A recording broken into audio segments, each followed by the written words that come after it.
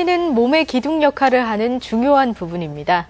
이 때문에 나이가 들어갈수록 허리 질환에 대한 정확한 이해와 예방이 필요한데요. 그래서 오늘 이 시간에는 허리 통증을 불러오는 척추 질환 중 하나인 전방 전이증에 대해 전주우리병원 김재엽 원장과 함께 이야기 나눠보겠습니다. 노화나 외상 또는 잘못된 자세로 인해 발생하는 허리 통증, 더 이상 남의 일이 아닙니다. 생소하지만 인구의 5% 이상이 앓고 있는 전방 전이증에 대해 신경외과 전문의 김재엽 원장과 이야기합니다.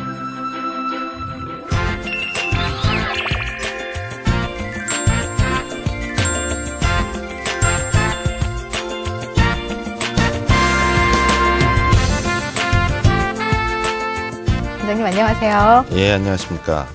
오늘 주제가 전방 전이증이에요. 예. 근데 시청자분들에게는 다소 생소한 질환일 수도 있는데요. 예. 이 전방 전이증이란 어떤 질환인가요?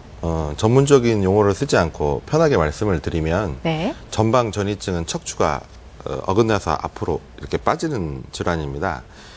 제가 참고하기 위해서 사진을 하나 가져왔는데요. 네. 화살표의 그 두 번째 라인에 보이는 것처럼 척추가 그 4, 5번 사이에 이 사진에서 보면 4, 5번 사이가 척추가 어긋나서 그 위 4, 5번 사이에 그 4번 뼈가 앞으로 이게 튀어나와 있는 질환입니다. 네네. 이런 것을 전방 전이증이라고 합니다. 그러면 전방 전이증에도 여러 가지 종류가 있나요? 예, 그 크게 한 6가지 정도로 분류를 할 수가 있습니다. 네. 첫 번째 선천성인데요. 우리가 이 뒤에 관절을 보시면 요추 1, 2번에서부터 그 요추 5번하고 천추 1번 사이까지가 5개의 관절이 있습니다. 네네. 이거를 대충 허리라고 하는데요.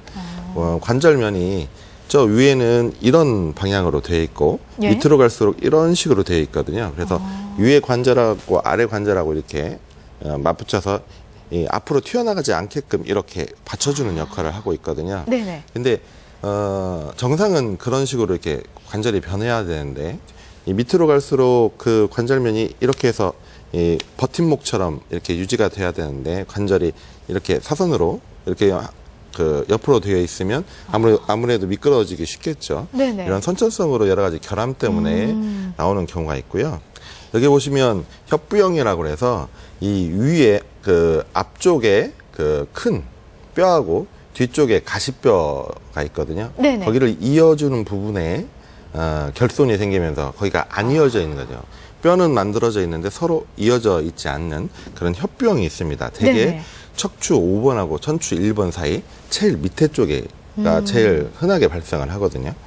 이런 두 번째 형이 있고 세 번째는 퇴행성이라고 해서 퇴행성 병변으로 인해서 이제 그 나이가 들면서 근육이나 인대 구조가 약해지면서 힘을 지탱하지 못하기 때문에 척추가 앞으로 이렇게 쭉 빠지는 그런 형태가 있습니다. 네네. 네 번째는 이제 외상성이라고 해서 이제 스포츠 손상이라든지 뭐 교통사고라든지 그런 데서 여기가 그 그림에서 보는 것처럼 앞쪽 뼈하고 뒤쪽 가시뼈를 이어지는 그 공간이 좁거든요. 네네. 근데 그 부위가 골절되기 쉽습니다.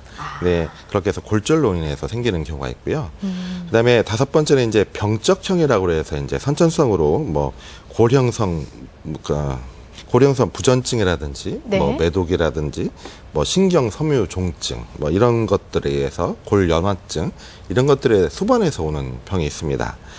그리고 마지막으로 그 한 3% 정도 차지를 하고 있는데요. 수술 후에 과도하게 수술을 하면서 이제 원래 정상 구조물인 관절이나 그런 게 손상이 되면 나중에 시간이 가면서 이제 약해져서 척추가 앞으로 쭉 빠지는 경우도 있습니다.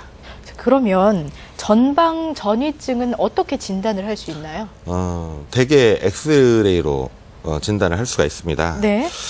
특히 교과서에는 저희가 누워 있을 때는 잘 보이지 않던 것이 일어서면 척추가 이제 벌어진 그 틈이 중력에 의해서 이렇게 벌어지면서 진단이 되는 경우도 있어서 누워 있는 사진과 일어서 있는 사진을 다 찍으라고 되어 있지만 심평원에서는 인정을 하지 않고 있기 때문에 주로 서서 찍는 사진이 필요를 합니다. 그래서 네네. 서서 우리가 직립보행을 하게 서게 되면 중력이 가해지기 때문에 그 사이가 벌어지면서 진단이 되는 경우가 많이 있습니다. 가져온 그 첫 번째 사진에서 위에 라인을 보시면 그 뒤에 가시뼈하고 그 연결 틈새가 협곡처럼 보이는 곳이 있는데 그 네네. 부분이 이게 연결이 안 돼서 벌어지고 있는 거거든요. 그렇게 해서 엑스레이로 진단을 할 수 있고요.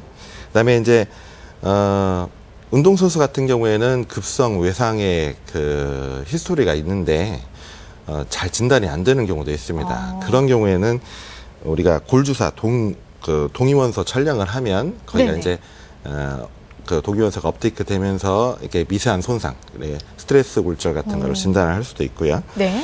웬만하면 이제 대부분은 이제 동위원소 그 촬영이라든지 그런 것들은 해각 검사기 때문에 큰 3차 병원에서만 가능하거든요. 네네. 일상적으로 우리가 주변에서 촬영할 수 있는 건 MRI가 가장 비침습적이고 이제 그 방사선에 노출 없이 촬영을 할 수 있는 검사가 되겠습니다.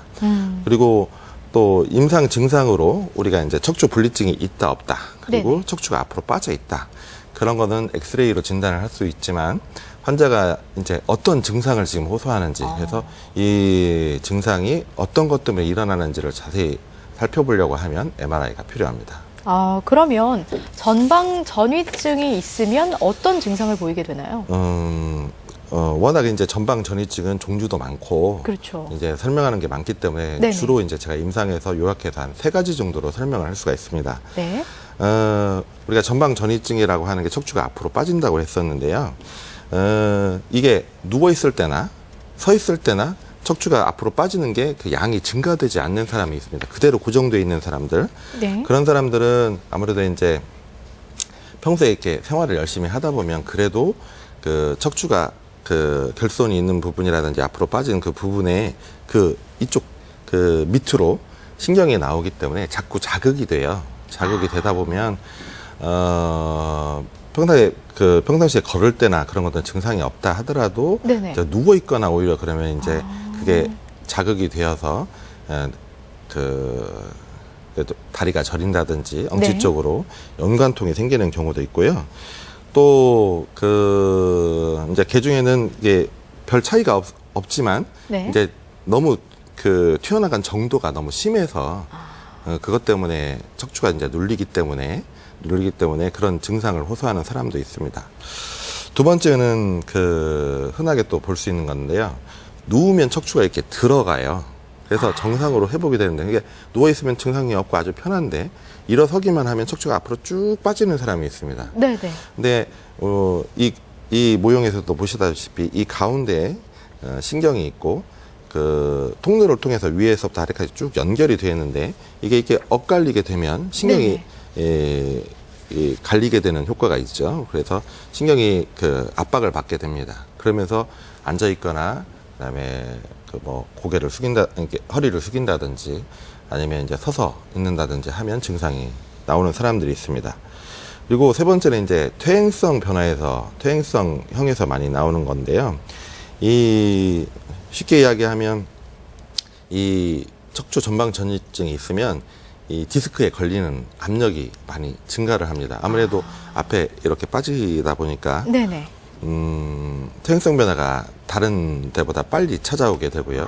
그다음에 그 인적 구조물의 변화를 일으키게 됩니다.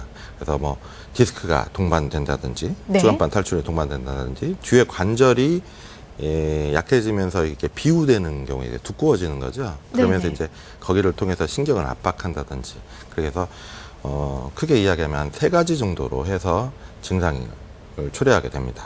그러면 이런 증상을 보이게 되면 치료를 어떻게 해야 할까요? 되게 뭐 기준이 되어 있는 건 없는데요. 네. 이게 협부형은 조금 전에 말씀드린 대로 앞에 뼈는 있을 때 서로 연결이 없는 거잖아요. 네네. 근데 이제 쉽게 이야기를 하면 관절이나 인대가 그 뼈가 없는 부분에 대해서 이제 서로 보충해서 이렇게 붙잡고 있는 거.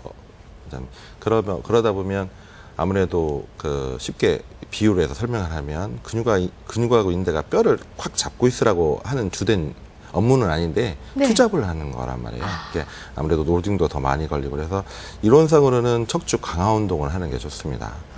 척추 강화 운동을 해서 허리를 계속 강화시키고 네. 그다음에 평소에 너무 통증이 있으면 이제 물리치료라든지 여러 가지 약물 치료, 그다음에 요즘에는 신경치료라고 해서 통증 완화 치료도 많이 있습니다. 네, 오늘 이 시간에는 신경외과 전문의 김재엽 원장과 함께 전방 전이증에 대해 알아봤습니다. 원장님 오늘 말씀 고맙습니다. 예, 감사합니다.